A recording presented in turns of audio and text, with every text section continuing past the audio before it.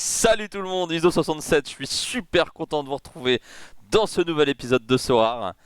Bienvenue à tous, bienvenue aux nouveaux arrivants, coucou à ceux qui sont déjà là, merci à ceux qui sont abonnés, merci à ceux qui ont commenté, merci à ceux qui ont mis des likes.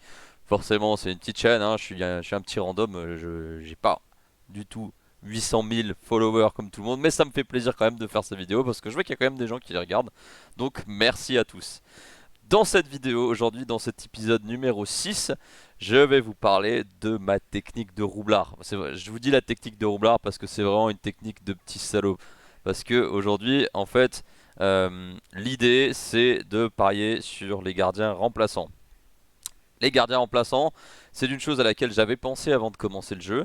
Je m'étais renseigné déjà sur Sora, etc. Et je me suis dit, tu sais quoi, on va pas aller sur le game en mode bourrin, on va réfléchir un petit peu, on va se dire comment est-ce qu'on peut essayer de dégager un peu de sous-sous. Et la stratégie du coup, en m'étant renseigné, en sachant que du coup les gardiens ça coûte un bras, une jambe, une couille, la deuxième couille, le deuxième bras, la troisième jambe, si on est bien membré. Non, je rigole. Mais du coup, voilà, l'objectif c'était de se faire un peu de sous et la stratégie c'est les gardiens remplaçants. Et du coup, cette stratégie elle est basée sur, les gars, on croise les doigts pour que le gardien titulaire se pète un bras, tombe malade, chope le Covid, parce qu'en plus en ce moment c'est la bonne période, c'est le bon moment pour avoir des gardiens absents à cause du Covid en fait. Donc les mecs ne jouent pas et peuvent ne pas jouer pendant un certain temps à cause de ça. Donc ça permet aussi du coup aux gardiens remplaçants, ben, ça permet deux choses. Ça permet la première chose c'est qu'ils gagnent un petit peu en valeur s'ils commencent à jouer. Et la deuxième chose, ça leur donne une chance aussi de montrer ce qu'ils valent et de peut-être gagner une place de titulaire ou de gagner la confiance de l'entraîneur. Et ça c'est hyper important. Donc vous êtes sur ma galerie là, donc bah voilà, ça c'est la liste des gardiens que j'ai. Donc il y a mes gardiens titulaires, hein. Raphaël Romo, David Soria, Maxime Crépeau, ça c'est des titulaires, Patrick Pence aussi. Et à côté vous avez toute une liste de gardiens qui sont pour l'instant des gardiens titulaires. Alors il y a aussi des gardiens qui sont pour l'instant dans la réserve. Ceux-là je les garde, c'est des investissements ultra long terme. On en parlera dans une autre vidéo. Pour vous montrer quelques gardiens, du coup on va commencer par l'ami, il est où lui, Bart Verbruggen. Donc Bart Verbruggen qui joue à Anderlecht et qui du coup est sur le banc. Et en fait, euh, en se renseignant, parce qu'on trouve dans les articles de presse, surtout sur la Ligue belge, vous avez la chance, pour ceux qui ne parlent pas anglais, vous avez la chance de trouver des articles en français qui vous permettent de trouver de l'information. Et en plus, c'est assez accessible, on trouve des informations assez facilement sur le championnat. On voit que Bart Verbruggen, en fait, ben, c'est un mec, c'est vrai, qui sort le banc, hein, ça c'est clair. Il sort le banc, il est ultra jeune, il a 19 ans. Donc pour l'instant, c'est un cireur de banc. Il l'a tellement bien ciré qu'à la fin de la saison dernière, ben, il est rentré. Il me semble que l'autre gardien s'était blessé, donc il est rentré. Et il a fait quelques matchs amicaux. Le coach lui a donné du temps de jeu sur des matchs amicaux de fin de saison. Et du coup, bah là, il se retrouve sur le banc. Alors là, il n'était pas dans l'équipe parce que je crois qu'il a eu un petit pépin. Mais il se retrouve sur le banc. Et en fait, eh bien, à être sur le banc, au final, il suffit qu'il reprenne sa place.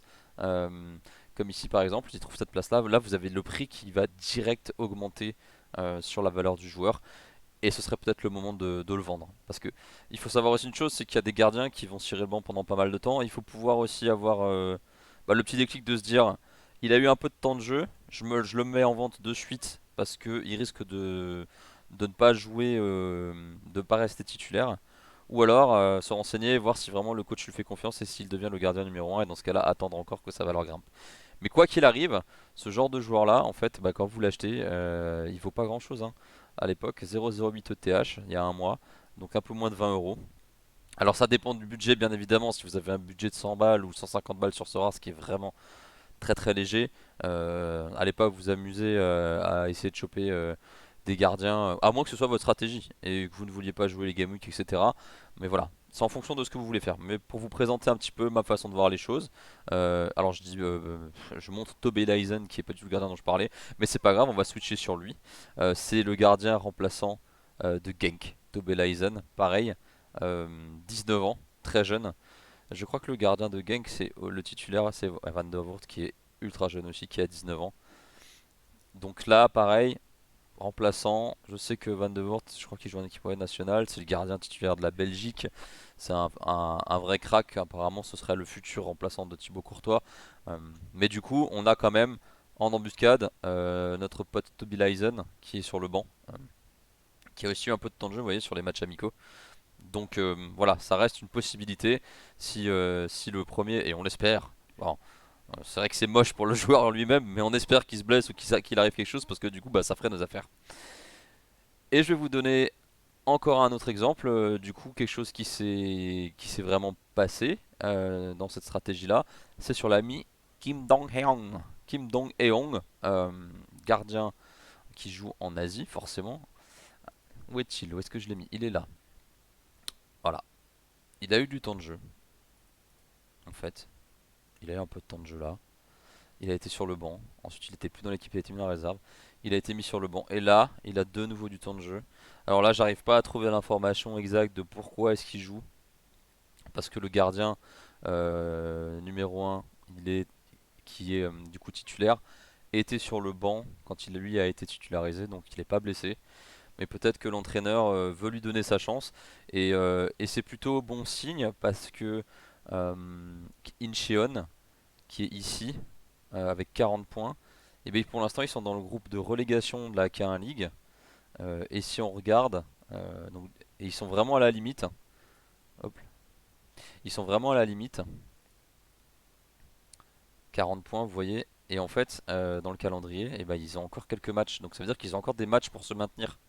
Ce qui veut dire que l'entraîneur bah, fait confiance à ce jeune gardien euh, pour espérer l'aider aussi à rester dans la division et à pas être relégué. Donc au final, c'est plutôt bon signe parce que le gardien titulaire a été mis sur le banc. L'équipe est quand même dans une situation assez délicate et il faudrait qu'il gagne des points. Et du coup, le fait de mettre ce gardien titulaire, eh ben, ça lui permettra de prendre de la valeur et peut-être d'avoir une potentielle chance de devenir titulaire sur les prochains matchs. Donc on voit, bon là pour l'instant le prix, vous voyez, il a fait un petit bond, tac, on est passé à 0,02 ETH à des offres à 0,17, etc. Là ça s'est un peu aplani à nouveau, mais c'est pas grave, hein. Vous avez acheté le gardien 0,02 ETH, vous le revendez 0,013, vous faites un x6, c'est quand même pas mal déjà pour les gens qui sont dans la R, hein. Vous voyez 0,012. Et au final, ce qui est génial, c'est que ce gardien-là, eh ben, il a pas des si mauvais scores, hein. Et surtout là, il est rentré et il a fait carnage. En fait, il a fait un clean sheet et du coup, ça, bah, direct, ça lui fait une note, une super bonne note. Et ça, c'est super bon pour nous.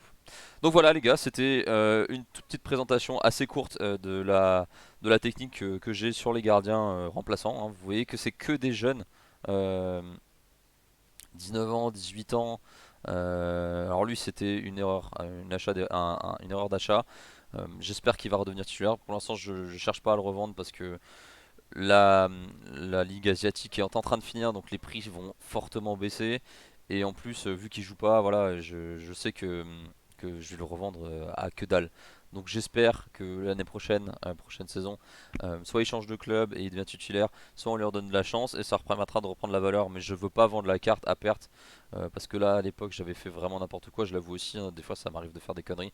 0,123 ETH pour ce gardien-là, c'était un petit peu abusé. Voilà les gars, et bah écoutez, j'espère que ça vous a plu. N'hésitez pas à laisser un petit commentaire, un petit like, etc. Tout ce que vous voulez. N'hésitez pas à poser des questions si vous avez des questions.